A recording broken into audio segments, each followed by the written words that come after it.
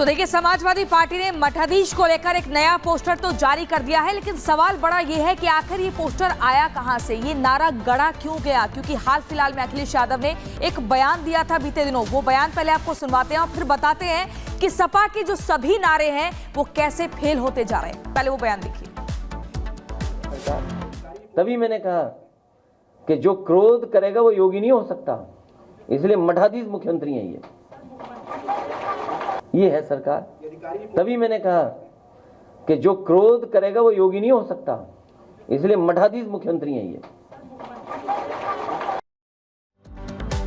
तो देखिए, एक के बाद एक यहाँ पर नारे लगाए जा रहे हैं और पोस्टर वॉर तो लगातार जारी है। एक के बाद एक नए पोस्टर सामने आ रखे हैं। अब आपको दिखा देते हैं कि आखिर सपा के जो नारे हैं वो बेअसर किस तरीके से हो रहे हैं। सबसे पहले आपको बताएंगे, जुड़ेंगे तो जीतेंगे, ये नारा दिया गया समाजवादी पार्टी की तरफ से। और इसके बाद न बटेंगे न कटेंगे, 2027 में नफरत वाले हटेंगे, ये भी समाजवादी पार्टी ने कहा, जो कि काउंटर था बटेंगे तो कटेंगे पर, लेकिन ये भी फेल हो गया। अब आपको बताते हैं, एक रहेंगे तो नेक रहेंगे, ये भी कहा है समाजवादी पार्टी ने। आपको मेरे पीछे अखिलेश यादव नजर आ रहे होंगे, ये तमाम चीजें कहते हुए नजर आ रहे हैं, लेकिन कहीं ना कहीं ये जो तमाम नारे हैं ये फेल हो रहे हैं। पीडीए जुड़ते हुए, पीडीए के साथ जो लोग हैं वो जुड़े रहेंगे, ये कहते हुए भी समाजवादी पार्टी के जो तमाम दिग्गज है वो नजर आए। नजरिया जैसा नारा वैसा, ये भी कहा है समाजवादी पार्टी ने। हालांकि ये जो तमाम नारे हैं ये अब फेल होते नजर आ रखे हैं, क्योंकि देखिए, बटेंगे तो कटेंगे, ये जो बयान सीएम योगी आदित्यनाथ ने दिया है, ये अपने आप में एक यहां पर पोस्टर सामने आया, जैसा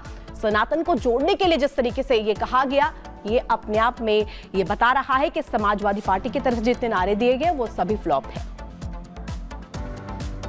और देखिए, हम आपको बार बार बता रहे हैं, उत्तर प्रदेश में 9 सीटों पर उपचुनाव होना है विधानसभा की सीट को लेकर, इसलिए नारे गढ़े जा रहे हैं और सियासी उठापटक देखने को मिल रहा है, सियासी घमासान मच गया है।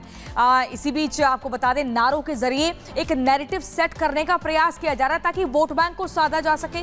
अब इसी बीच बसपा ने भी एक नया नारा गढ़ दिया है। क्या कुछ है वो नारा, देखिए जरा इस रिपोर्ट में। जनता का ध्यान बांटने के लिए अब बीजेपी बटेंगे तो कटेंगे, और सपा एंड कंपनी के लोग क्या कह रहे हैं, जुड़ेंगे तो जीतेंगे।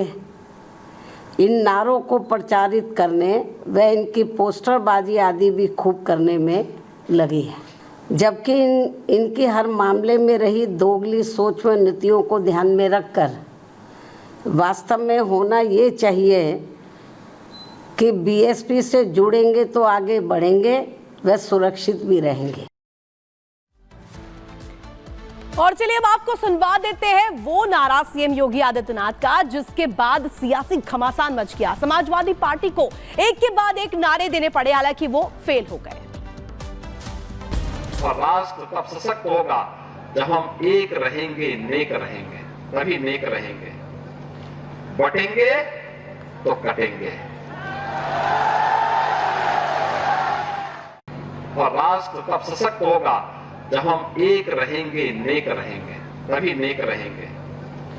बटेंगे तो कटेंगे।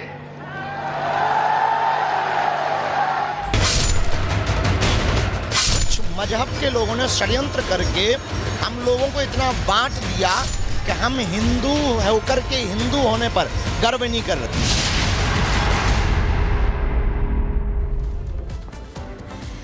देखिए, योगी आदित्यनाथ ने एक बयान दिया था, बटेंगे तो कटेंगे। अब इस नारे की जो गूंज है वो देश भर में सुनाई दे रही है। साधु संतों में भी इस गूंज का एक बड़े लेवल पर असर दिख रहा है। और वहीं आपको बता दें, अगर हम बागेश्वर धाम की बात करें, वहां के जो पीठाधीश्वर हैं पंडित धीरेन्द्र शास्त्री, उनका सीधे तौर पर कहना है, सनातनियों से अपील की गई है कि हिंदुओं को जाति के आधार पर नहीं बटना है, अपनी एकता को पहचानना है, बट गए तो नुकसान हो जाएगा। क्या कुछ है पूरा मामला, इस रिपोर्ट में देखिए। बटेंगे तो कटेंगे, एक रहेंगे तो नेक रहेंगे। अगर हम बटेंगे तो बांटने वाले महफिल सजाएंगे। और सनातन के लिए जो भी कमेंटबाजी करते हैं उनको छोड़ा नहीं जाएगा। अगर आप छेड़ोगे तो हम छोड़ेंगे नहीं।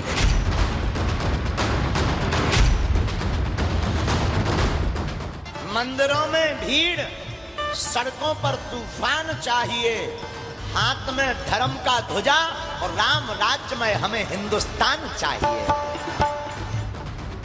हरियाणा में सीएम योगी आदित्यनाथ ने नारा दिया था कि बटेंगे तो कटेंगे, लेकिन देखते ही देखते ये नारा सुपर हिट हो गया। इसके बाद प्रधानमंत्री नरेंद्र मोदी ने इसी नारे को दोहराया तो अब बागेश्वर धाम के प्रमुख पंडित धीरेंद्र शास्त्री इसी नारे को लेकर अपने हिंदुत्व के काम को आगे बढ़ा रहे हैं। शनिवार को बाबा बागेश्वर कामाख्या माता के दर्शन के लिए गुवाहाटी पहुंचे तो उन्होंने लाखों करोड़ों सनातनियों से जात पात का बंधन हटाकर एकजुट रहने की अपील कर दी। बागेश्वर धाम महाराज गुवाहाटी पधारे हुए हैं और वो आज उन्होंने कामाख्या मां का दर्शन किया। अभी हम उनसे जानना चाहेंगे, गुरुजी आप सनातन एकता यात्रा निकालने वाले हैं, लेकिन यदि हम हिंदू समाज की देखें, बार बार ये भी प्रश्न उठा है कि हिंदू जातियों में बांटे हुए हैं, आप उनके बीच में एकता किस तरह से डालेंगे? पूर्व समय में भी जातियां थी पर जातिवाद नहीं था। वर्तमान समय में राजनीतिक रोटियां सेकने के लिए कुछ पश्चिमी देशों के लोगों ने प्रायोजित तरीके से, कुछ मजहब के लोगों ने षड्यंत्र करके हम लोगों को इतना बांट दिया कि हम हिंदू होकर के हिंदू होने पर गर्व नहीं कर रहे। मुसलमानों में भी जातियां हैं, अनेक प्रकार की, शिया हैं, सुन्नी हैं, अंसारी हैं, लेकिन जब उनके मजहब पर कोई बात आती है तो वो सिर्फ मुसलमान हैं। लेकिन हम हिंदुओं में किसी के ऊपर उंगली उठती है तो या तो ब्राह्मण पर उठती है, या क्षत्रिय पर उठती है, या वैश्य पर, या सेवकों पर, क्योंकि हम लोगों को बांट दिया। इसलिए इसकी एकता का यही उपाय है कि हम लोगों को भैया अपने सरनेम के आगे सनातनी लिखना है, हिंदू लिखना है। क्योंकि हिंदुओं की आबादी पिछले कुछ सालों में घटी है और दूसरे धर्म के लोगों की आबादी तेजी से बढ़ रही है, इसलिए पंडित धीरेंद्र शास्त्री ने हिंदुओं को सतर्क किया और कहा है कि जैसे हालात आज बन रहे हैं, ऐसे हालात में हिंदुओं को इतने बच्चे पैदा करने चाहिए जितने क्रिकेट टीम में खिलाड़ी होते हैं। हिंदुओं को बताया गया बच्चे 2 ही अच्छे, इनके हो रहे पूरी क्रिकेट टीम 12-12, तो हम लोग घट रहे, ये लोग बढ़ रहे, जनसंख्या का विस्फोट है। अच्छा, बच्चे 2 ही अच्छे तो या तो सबके हों, हमारे हों तो इनके भी 2 हों, या फिर एक काम हो बे कि अगर इनके 12 हों तो अपने 14 होने चाहिए, 4 हिंदू राष्ट्र के लिए दे देने चाहिए।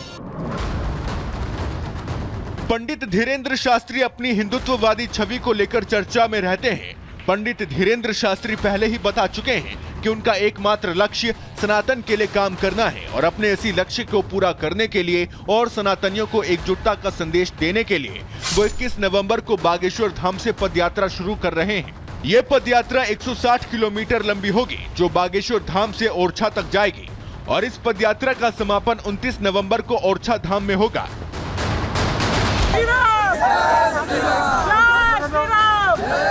पंडित धीरेंद्र शास्त्री ने ऐलान किया है कि वो अपनी यात्रा के दौरान हजारों लाखों सनातनियों से मिलेंगे और जातियों में बटे सनातनियों को एकजुट होकर रहने के लिए कहेंगे।